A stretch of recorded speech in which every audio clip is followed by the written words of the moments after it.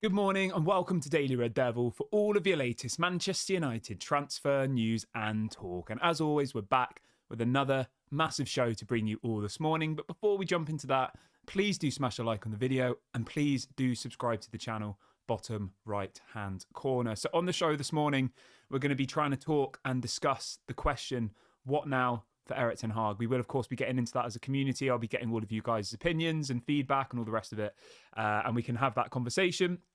We're also going to be talking a little bit about Pep Guardiola coming out after the Manchester United City game yesterday, ultimately talking about why he thinks City is so successful. And subtly, it's just a massive, massive dig at the Glazers. And we'll, of course, talk about that. Lots of other stuff to get into. Obviously, I'll be giving my thoughts on the game yesterday. As always, get involved in the comments section. Get involved in the live chat. Let me know your thoughts on everything we discuss on today's show. As always, I always like to see what you guys have to say. So let's obviously start off with the big question, what now for Erik ten Hag? Now, I assume that there'll be a mixed emotion about this one today. I assume there'll be some people who don't want Erik ten Hag anymore. There'll be some people who do want him. So everybody get your opinions in and I'll read out as many as I can. Please try and give me your reasons. If you want Erik ten Hag to go, let me know why you want him to go. If you want him to stay, let me know why you want him to stay. Just so there's a bit more context to the discussion. It's not just like get Erik ten Hag out or, let's try and make it a little bit more detailed. So I'm going to give my opinion on yesterday's game to begin with. I mean, it was awful, wasn't it? It was terrible. There's not really much else to say to that. If you want to be really, really critical, you could potentially say that the penalty wasn't a penalty. Does that then change the game going into halftime at 0-0? Probably it does. Does that then mean that he doesn't make the stupid substitutions at halftime, bringing off Amrabat and bringing on Mason Mount, which didn't work at all? Maybe he doesn't. I still just think that's a poor excuse. Man City were better than us on every single element of the pitch, I did say in my pre-match, what do you call it? Pre-match preview, whatever you want to call it, that I thought we would win the game. Now, I thought we would win the game, but play badly. I thought we'd maybe get a goal on the counter-attack and, it would be a dodgy result.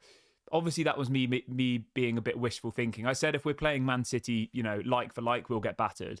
And we didn't even try and play Man City yesterday. We just let them play us. So, yeah, I mean, let's go through some of the stuff that Erik ten Hag did yesterday and let's have a look at what some of his substitutions and stuff. I mean, the thing I want to start off by saying, right, is this. Look at the team. I'm not trying to make excuses. I'm just giving you an opinion, okay? But look at the team that we had starting yesterday. We had Johnny Evans, who's 35 years old, and Harry Maguire as our centre-back partnerships. We had Victor Lindelof at left-back. A person who at centre-back probably wouldn't get into Liverpool. Well, he wouldn't get into Liverpool's team, Arsenal's team, City's team, Tottenham's team. Probably wouldn't even get into Villa's team. Probably wouldn't even get into Newcastle's team. Maybe wouldn't even get into Brighton's team. So we had a centre-back who probably wouldn't get into any of the top 9 teams playing at left-back. We had Harry Maguire and Johnny Evans, who I don't think would get into any of the top 9 teams either. And then you had Dalot at right-back, who, again, I don't think is very good and would get into any of those teams.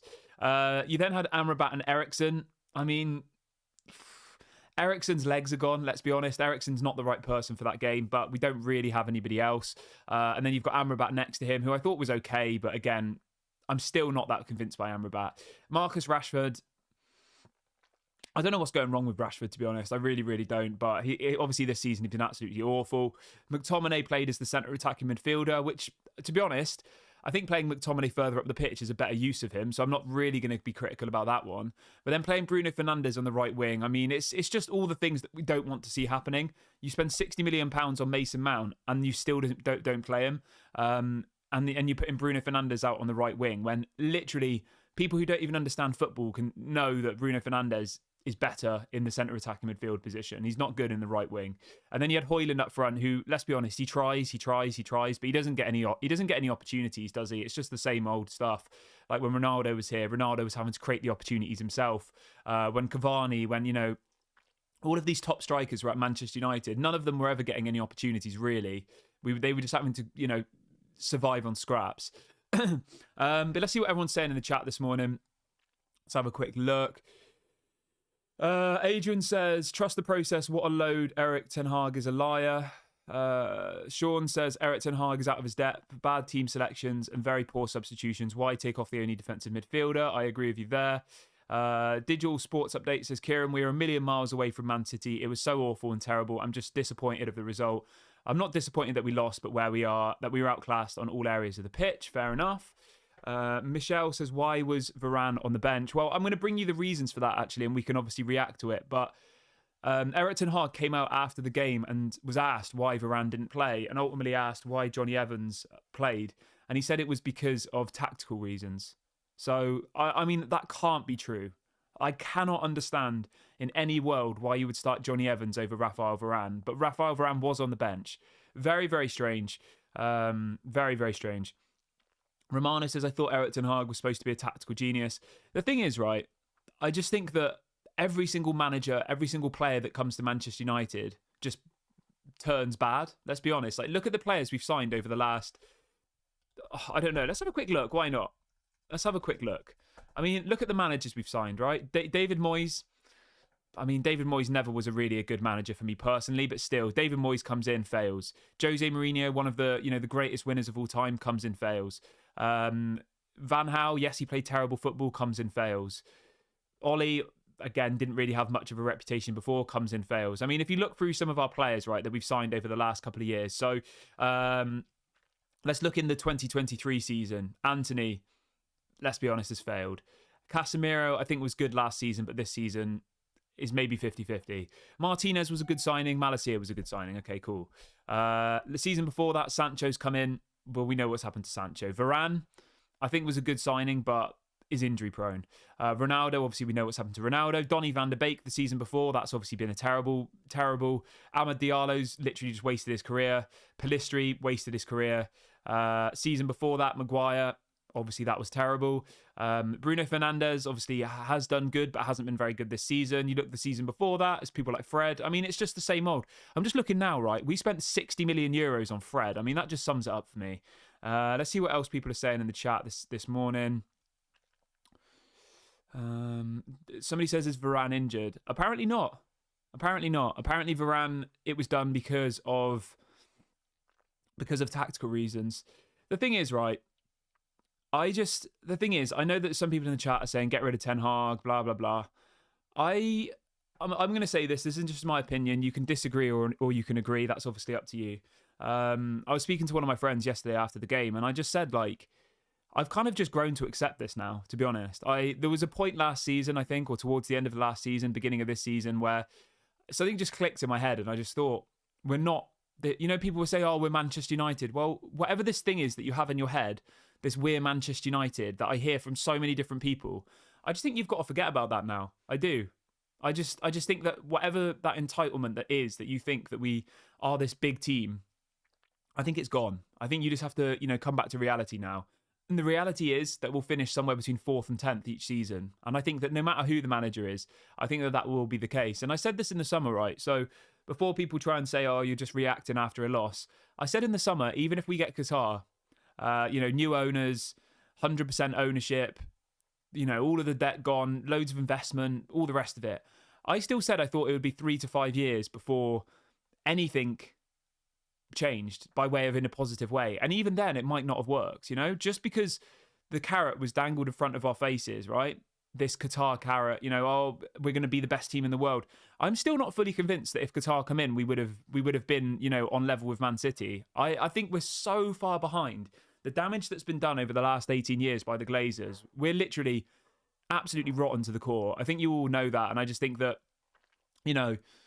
sacking Eric Ten Hag for me, I don't think it will make any difference. I really, really don't. I honestly think it will make zero difference. We've seen all of these great managers come to Manchester United, the Van Gaals, the Mourinhos, all of these people fail. And people will be in the chat saying, oh, what about Ange Postecoglou at Tottenham? He's come in and he's winning matches. It's completely different. There is no... Look at the Tottenham squad, right? Tottenham squad have zero egos. The Manchester United players are average and they think they're all world class. Marcus Rashford thinks he's Mbappe. You've got Anthony, who we paid 100 million euros for, and thinks he's Neymar when he's literally average at best. You look at the Tottenham squad, right? It's like all of their players, let's be honest, they don't have any big name players other than maybe Son, and he's the captain. The rest of them are small time players, aren't they? People like James Maddison, like they're not big time players. They're not big marketing branding assets like Marcus Rashford is. Marcus Rashford knows his value to Manchester United from a commercial side, whereas James Maddison, yes, he's good at football, but he doesn't have any commercial value like Marcus Rashford does. Do you know what I mean? Like, imagine how much money Marcus Rashford makes for Manchester United through brand deals and all the rest of it. It must be absolutely crazy. So even if he's not performing on the pitch, Manchester United will still want to keep him sweet because they'll understand how much money he brings in through his association with the club. I mean, even if you just go on his Instagram, right, he's got 17 million followers, Marcus Rashford, 17 million, right? You go over to James Maddison. James Maddison's got 1.5 million.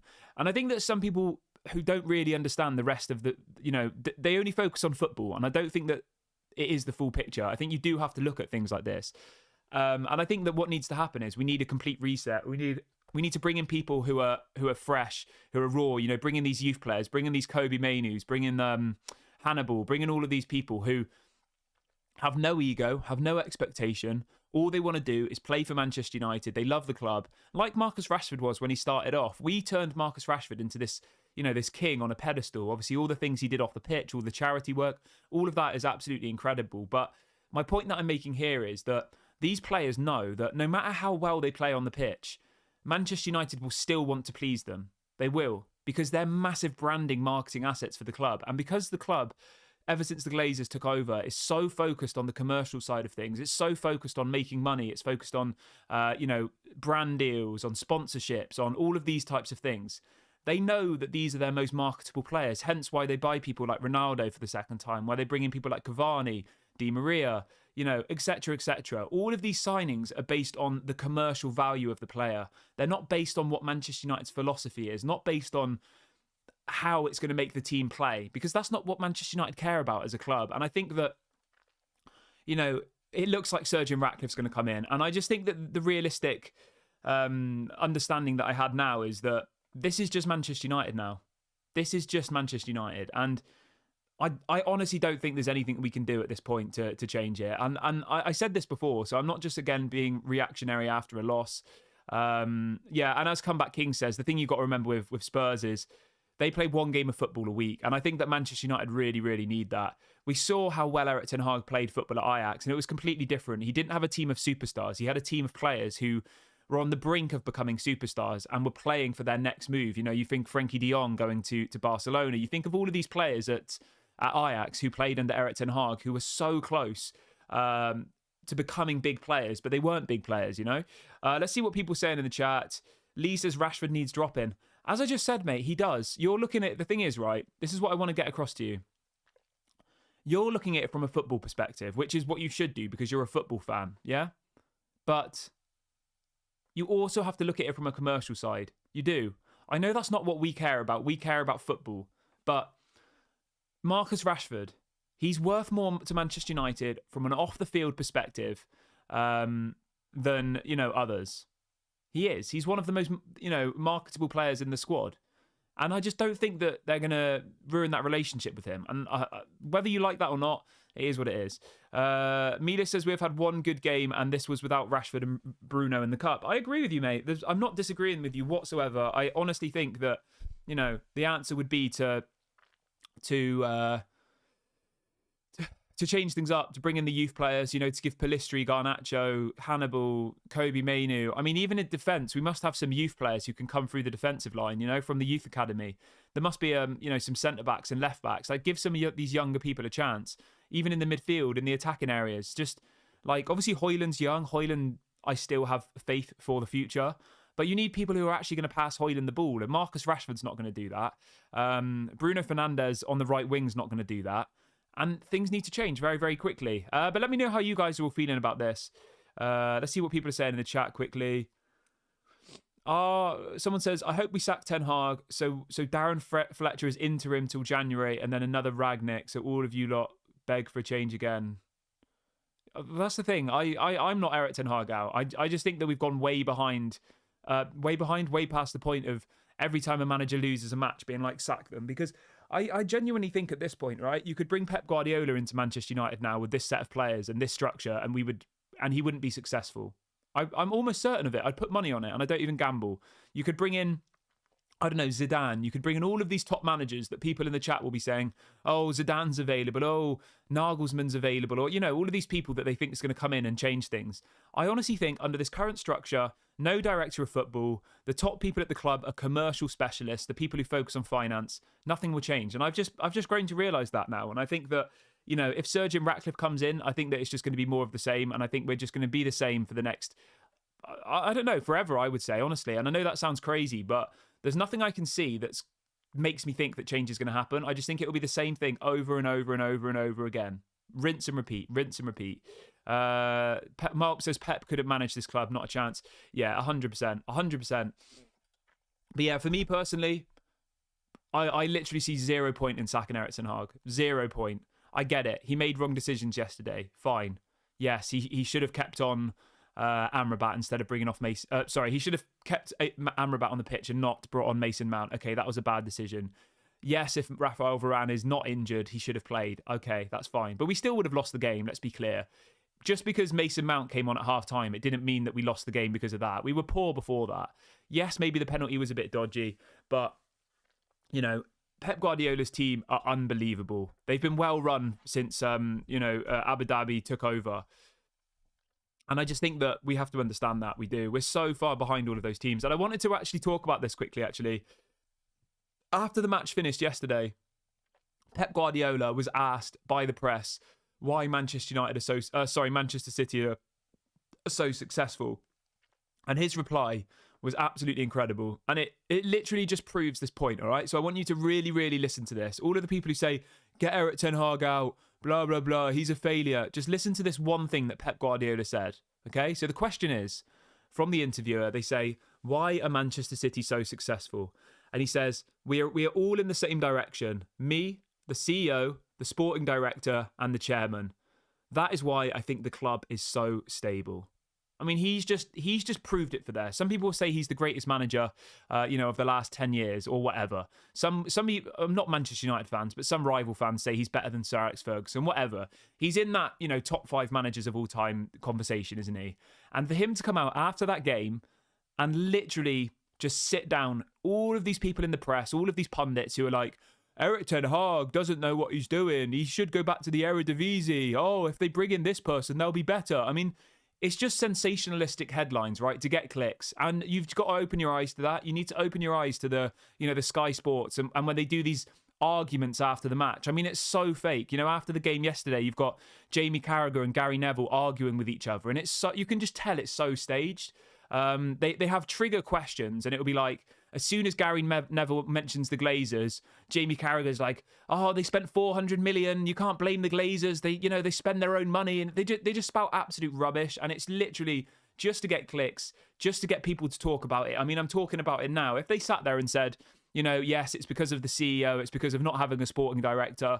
They looked for all the players we've signed over the last 10 years, bringing in Di Maria, Cavani, Ronaldo for the second time, bringing all these people based on commercial value, not based on their on-field value.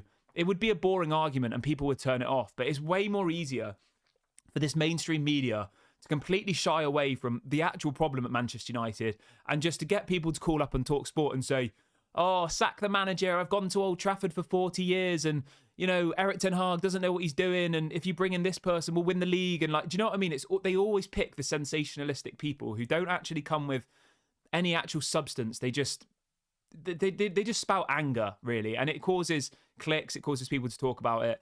And I think that, Pep Guardiola is one of the greatest managers of my generation. He is. Obviously, Sir Alex Ferguson's always going to be the greatest manager for me as a Manchester United fan, but it's undoubtable that Pep Guardiola is one of the best managers, of the last 10, 20 years, right? And for him to literally just sit down all of these people with this one quote, which will completely go under the radar, there'll be nobody talking about this quote, I'm telling you, nobody will talk about it. Nobody will compare that with the Manchester United situation. He says, we are all in the same situation, me, the CEO, the sporting director, the chairman, and that is why the club is so stable. I mean, that should just end the conversation there, okay?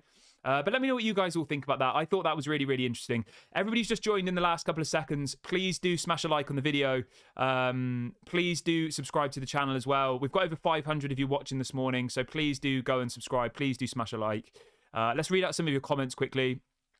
Yeah, I thought that Pep Guardiola quote was just unbelievable. I really, really did. Bob says he makes all the subs and leaves the players. He must see what we can see. Okay. Fred says, Kieran, when did Erik ten Hag last make a good decision? I mean, the last time I saw a good performance from Manchester United was the 3-0 against Crystal Palace. That's it. That was the last time. I mean, that was the only time this season. I've said this to you many, many times before, right? I think Erik ten Hag's football is terrible. I do. I won't shy away from that. I think we played poor football last season. We won a trophy, which was good. We won the League Cup and we got top 4. We played our style of play, right, is counter-attacking football. That set of players, that's all they can do. Since Sir Alex Ferguson left the club, our philosophy, our style of play has been counter-attacking football. And do you know why that is? It's because we have no direction. We don't have people in the top of the club who are like, right, we're going to play fast, fluid, possession-based football. We need to sign this player, and this player. Yes, they're not very marketable, but they fit this attribute perfectly. Let's bring them in because of this. Like teams like Brighton do. They bring in people based on what they can actually offer for their specific structure and their specific style. Our structure is bring in signings who are going to sell the most shirts and bring in the most commercial branding revenue, stick them all in a squad together. The managers then stood there saying, okay, well, I've got these players who do this, these players who do that. They don't really complement each other. Let's park the bus, hit on the counter-attack with Rashford, and that's all we've done. We did it under Ollie. We did it under Ten Hag last season when we were so successful and got top 4. We parked the bus, our defence was solid, and we hit on the counter-attack. That was all we did. All we did. Let's have a look what people were saying this morning. Malp says, I'm not sure what Malps is saying. I think he's saying he wants Mourinho back. Somebody says, I believe in Erik ten Hag 100%. Amrabat's substitution is because he had a yellow card. Fair enough. Yeah, that's a fair reason. Sean says, I can think of 115 reasons why City are doing well. Yeah, fair enough. That's another thing that you have to think about, isn't it? But, I it's easy for us to just say, to disregard all of City's success just because of all these charges, but they're still a better run football club than us. That's the point here. Just because they have all of these charges hanging over them. Kiddo says this guy wants another manager. Well, I've been very clear in saying I don't want another manager, so I don't know what show you've been watching, my friend, but fair enough. Al says John Murta let Erik ten Hag choose the transfer targets. Yeah.